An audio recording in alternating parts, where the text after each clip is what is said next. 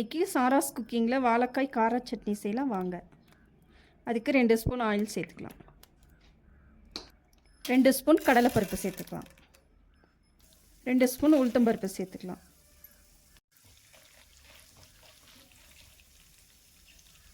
செவந்து வந்தவொடனே ஒரு ஆனியன் சேர்த்துக்கலாம். சேர்த்துக்கலாம்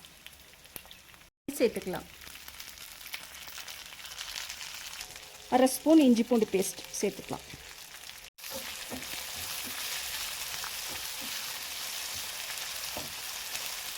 அரை ஸ்பூன் உப்பு சேர்த்துக்கலாம். வேக வச்சு எடுத்த வாழைக்காய் சேர்த்துக்கலாம். ஆற வச்சு அரைச்சி எடுத்து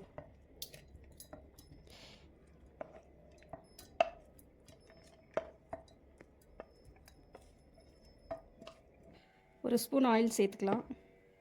ஸ்பூன் கடுகு சேர்த்துக்கலாம். 1 ஸ்பூன் கடலைப்பருப்பு சேர்த்துக்கலாம். 1 ஸ்பூன் உளுத்தப்பருப்பு சேர்த்துக்கலாம். கருவேப்பிலை சேர்த்துக்கலாம். மிளகாய் சேர்த்துக்கலாம்.